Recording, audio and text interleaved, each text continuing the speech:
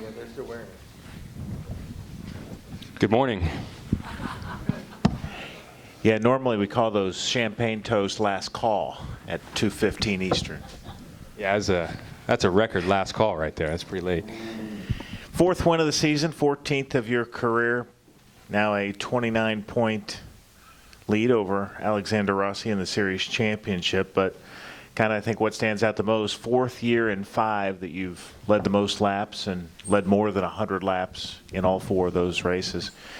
This just seems to be your place. I don't know if it's our place, but I'm much happier tonight, I can tell you that. I was really a little bit frustrated yesterday just because I knew we had a pole-winning car, and we didn't put it together, and it's it's competitive. Look, yeah, I'm very competitive, and I don't always show it, but you want to do well every session, every practice, every qualifying. You want to be the best, and I don't think if you don't want that, then why are you here? So I feel much better tonight. I really wanted us to win the race. I thought we had a good car to do that, a car capable of doing it, a team capable. So I'm really pleased that we were able to, execute as well as we did tonight. We just did a good, solid job. Car was perfect. Executed on a pit stops. Great strategy as always from Tim and the boys, and we got another win here. So I'm really pumped for that. And we kind of redeemed ourselves from last year too. I thought last year we had this car, and it honestly just kind of fell apart with 100 laps to go. So I tried to learn the lesson of why did it fall apart last year and how do we make it right again. And I feel like we achieved that tonight. You mentioned being a little sore yesterday when you came in here. How did you work through that? Was there a point in the evening or in the day when you just kind of, all right, it's time to move on and win this race? I mean, I was ready to just go racing right afterwards. We could have lined up immediately and I'd have been ready to rock. So that's where I was at. I just tried to use the second session and benefited from it as much as we could. Everyone had the opportunity to improve last night, so we just tried to make the most of that and get ready for tonight. And it was fun that we raced under the lights. If the weather didn't happen, it wasn't really going to be a night race. So it was actually kind of nice that the weather, delayed it from that standpoint. Every other standpoint, it wasn't a good thing. No one likes waiting around, and we certainly don't like making the fans wait. But it was so great that a lot of the fans did, and the ones that went home is completely understandable. You got pretty late there, but the ones that stuck with us, it was really nice that they got to see a full show. So I think we were all pretty pumped about that. Questions? We'll just go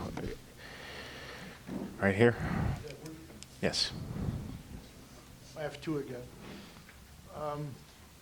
Joseph, first of all, congratulations. Yesterday after final practice, did your team make significant changes to the car? You were talking very positive immediately when you won the race that you had a very good car. So were there any significant changes made to the car yesterday after final practice?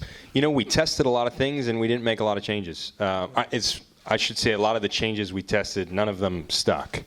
We ended up back where we started the evening session. So we tried some things and ended up what we started the session with was the best car.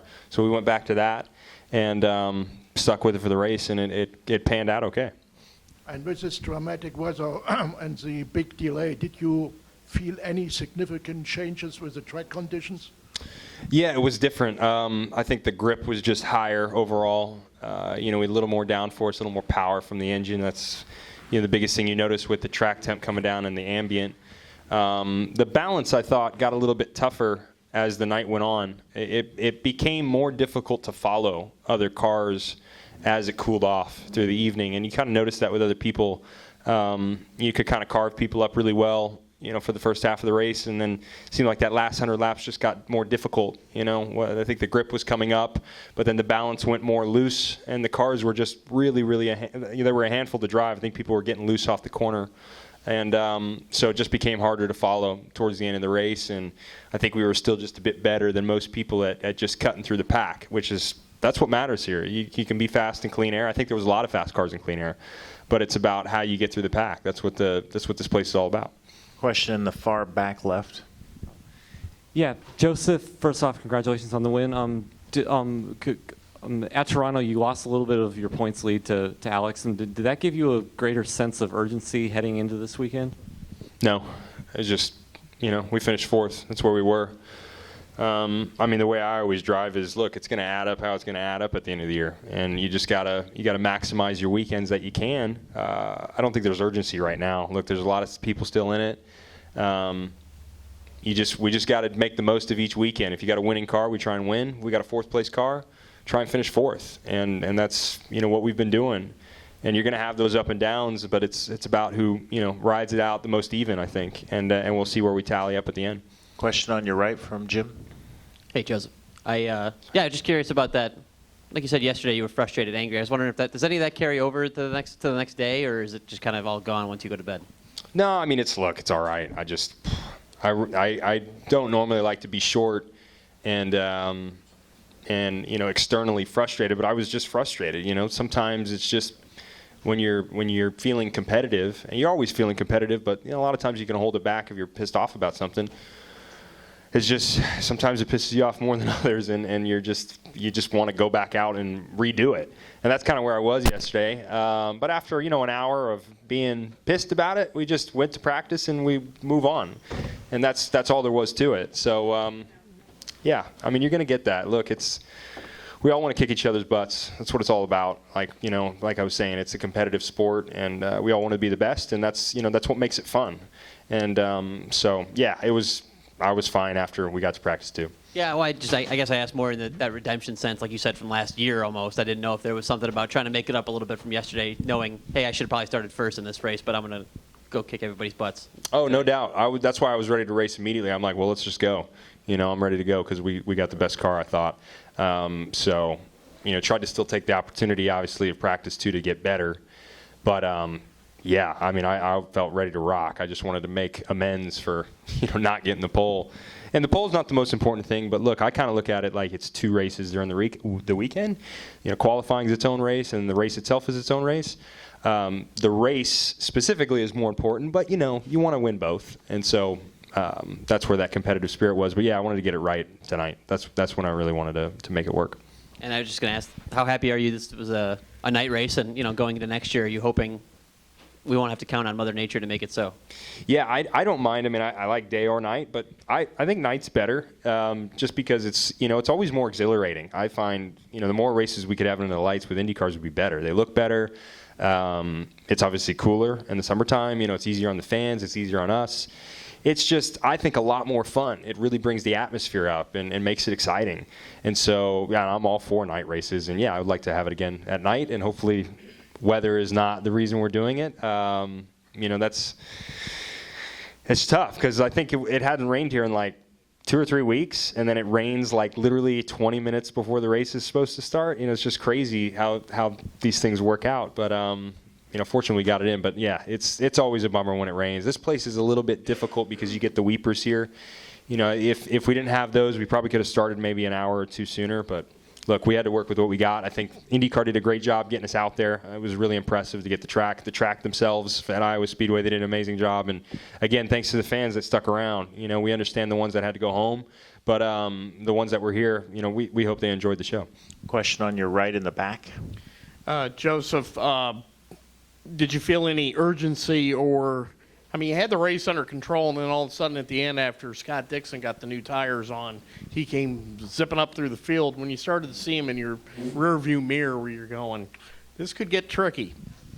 Yeah, I heard that. I heard Tim say Scott's 2 seconds back, and I'm like, Scott? I was like, where the hell did he come from? But, you got to expect the unexpected in these races. So I was like, okay, well, if he's ready to go, then I'll turn it up. So I was kind of just – I wasn't taking it easy, but I was, saving the tires, just kind of biding my time up front. And look, if he wanted to box, I would have been ready to roll. So I just tried to not let him get close enough. On your left here from Mary. Joseph, it seems with the temperature change and the evening start, there had to be changes made to the car, maybe adding more downforce and maybe raising the ride height up is what they said on the broadcast. But, obviously Team Penske has, a lot of knowledge of how to set up the car. Do you think all three of your other two teammates, were you all pretty much set up the same? Very similar. There was a couple of small tweaks like always, but we were pretty close this weekend. Yeah, so not too different, and I think a lot of people made similar changes because of the weather. You know, you generally raise the car up because you're gonna produce more downforce. You know, the car's gonna sink a little bit more. You know, just little tweaks like that, some gear changes. We did all those little things, but it didn't need much. It was really, really small from the weather change. So, but yeah, we were on top of it. Last one, I think the memorable moment that I'll take away is Rossi came and you lapped Rossi. And then he came fighting back, and that was pretty tense there for a couple laps. Can you talk about that? I was working on him, and then I think I overheated my tires a little bit trying to get by him, and so then I was struggling for 5 or 6 laps. Once I got by him, I was really struggling, and he was coming back at me. But then once I got through that overheating period, then it was fine, and we could move forward again. But that's how this race is. So you got to really manage the cycle of the tires. They go through all these phases. You know, you have one set, and you got to run a whole stint. But there's like 3 or 4 different moments that the tires have, and you got to manage that. You got the beginning, and then, you know, they kind of go through a rough period in the middle, and then they kind of come back towards the end, and then they really drop off at the final part. So it's like managing all those different points. There's kind of a story for each set that you got to work through. Well, congratulations, and we'll see you in 20 minutes at Mid-Ohio. Cool. See you guys there. Thanks.